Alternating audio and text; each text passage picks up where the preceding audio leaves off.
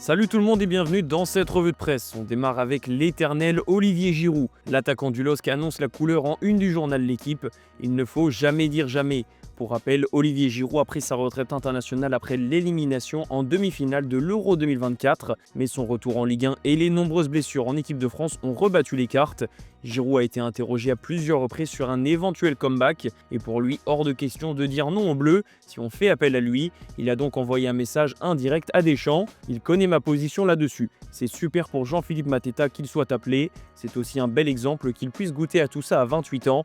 En plus, ça m'a l'air d'être une belle personne. Après, s'il y a encore une plus grande hécatombe et que le coach à un moment donné est en galère, il faudra réfléchir, a déclaré l'attaquant de 39 ans. Pour ce qui est de son record de 57 buts en sélection, l'ancien joueur de Chelsea sait très bien qu'il sera battu rapidement par Mbappé, mais il aimerait attendre l'été prochain pour que l'attaquant du Real Madrid le dépasse à la Coupe du Monde. Et enfin, Olivier Giroud a également parlé de son retour en Ligue 1 et de son choix du LOSC. Je suis un mec de challenge. J'aime me lancer des défis et je n'avais pas non plus 50 options. Quand le président Olivier Létang m'a appelé, le projet cochait beaucoup de cases, comme le fait de travailler avec Bruno. Il y a 2-3 ans, si vous m'aviez sondé pour un retour en France, je n'y aurais peut-être pas pensé. Fin d'aventure terrible pour les Bleuets. L'équipe de France U20 s'est inclinée en demi-finale de Coupe du Monde face au Maroc. Les joueurs de Bernard Diomède ont concédé le nul un partout avant de s'incliner au tir au but. Un destin cruel pour une génération intéressante qui a dû jongler entre les absences, notamment celle de Simon Boisbré qui a été rappelé au dernier moment par son club de Neom. Le Maroc de son côté va jouer la finale contre l'Argentine, qui est venue à bout de la Colombie dans l'autre demi-finale. Un mot sur l'OM, la trêve internationale n'avait fait aucune case jusqu'au match entre l'Algérie et l'Ouganda. Amin Gouiri est sorti sur civière suite à un choc violent avec le gardien adverse. L'international algérien est encore touché à l'épaule, comme contre l'Orient il y a un mois. Les premiers examens se sont montrés rassurants. L'OM envisagerait tout de même de lui faire passer de nouveaux tests pour voir si une opération est nécessaire. Il n'est pas encore forfait contre le Havre, mais Roberto De Zerbi ne prendra aucun risque avant un déplacement à Lisbonne en Ligue des Champions. Côté PSG, la belle surprise de ces dernières semaines s'appelle Quentin N'Djantou. Le jeune milieu offensif a fait son trou dans l'effectif parisien en quelques jours. On l'a vu contre Auxerre et dans la foulée contre le Barça.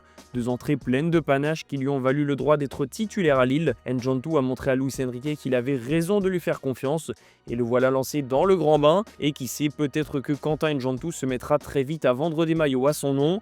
Le Parisien fait le point sur ce dossier et le PSG a rattrapé son retard grâce notamment au succès en Ligue des Champions. Paris se rapproche du podium des clubs vendant le plus de maillots, les leaders étant toujours le Barça, le Real et Liverpool. Une petite page mercato, selon nos informations, l'Olympique Lyonnais négocie avec Hans Hatteboer, le défenseur du Stade Rennais, pour une arrivée en tant que joker médical. Le Néerlandais serait intéressé par le challenge lyonnais et vu son temps de jeu limité en Bretagne, il ne devrait pas y avoir de soucis pour boucler l'opération. On file en Angleterre où Pep Guardiola a trouvé un joueur qui lui plaît beaucoup, un certain Elliot Anderson. Le milieu de terrain de Nottingham Forest vient de faire ses débuts en sélection et il a été tout aussi convaincant qu'avec son club. Pep Guardiola n'en a pas raté une miette et selon le Daily Star, Manchester City serait prêt à dépenser 75 millions d'euros pour s'offrir l'international anglais. Il viendrait dans le but de remplacer Rodri qui n'est pas encore revenu à son meilleur niveau et qui est toujours courtisé par le Real Madrid. Après l'échec Nico Gonzalez, City veut anticiper. Du côté de la sélection anglaise, c'est l'union sacrée comme l'explique la presse britannique. Thomas Tuchel continue de poser les bases de son projet et ça fonctionne très bien. L'idée est simple, pas d'ego, le collectif avant tout et un même objectif, aller gagner cette Coupe du Monde l'été prochain. S'il y en a bien un qui est convaincu, c'est Harry Kane, le capitaine de l'Angleterre. Le numéro 9 du Bayern Munich apprécie le technicien allemand et il estime qu'il est capable de porter l'Angleterre sur le toit du monde pour la première fois depuis 1966, une éternité. Direction l'Espagne où l'usine à talent va encore une fois tenter de briller dans une compétition internationale. Après l'Euro 2024, cap sur le mondial avec une génération étincelante porté par Luis de la Fuente, un sélectionneur qui les connaît par cœur. La presse espagnole fait le point sur les talents ibériques. Quand on cumule leur valeur marchande, ils dépassent largement la Première Ligue avec 400 millions d'euros de valeur supplémentaire. Ça en dit long sur le vivier espagnol. Et il y a un trio qui brille dans le championnat espagnol justement, c'est Kylian Mbappé, Arda Güler et Vinicius Junior. Aucun d'entre eux n'est espagnol, mais c'est pas un problème pour Xabi Alonso, qui est ravi de pouvoir compter sur 3 joueurs d'un tel niveau.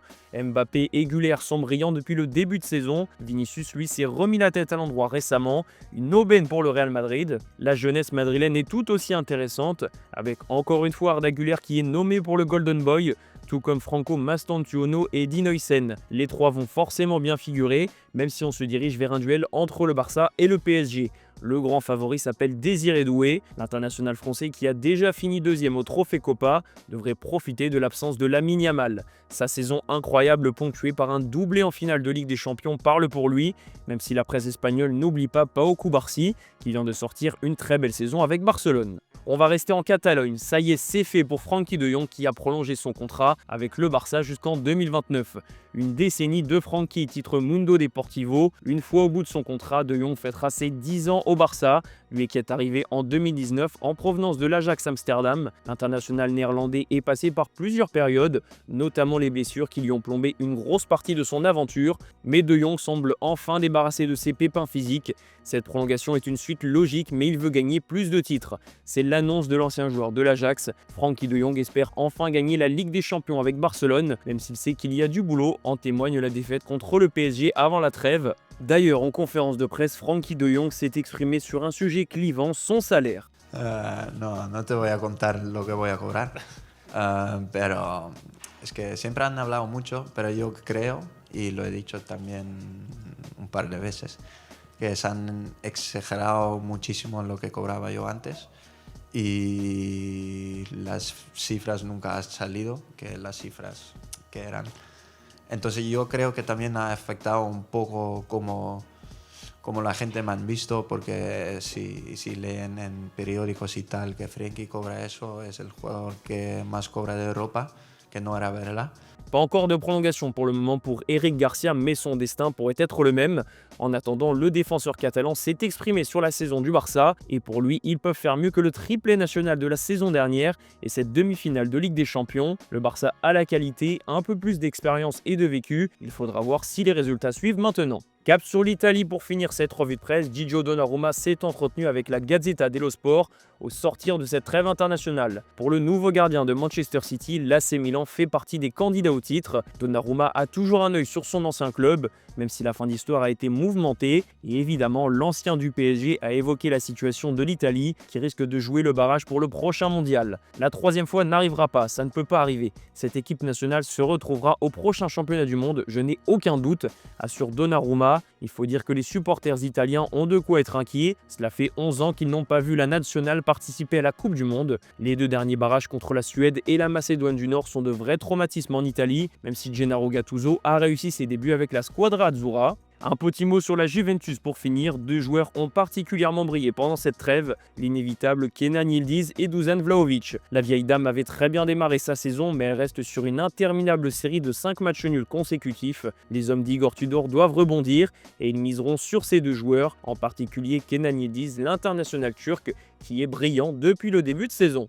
C'est la fin de cette revue de presse les amis, merci de l'avoir suivi. On se donne rendez-vous en fin d'après-midi pour le JT Foot Mercato.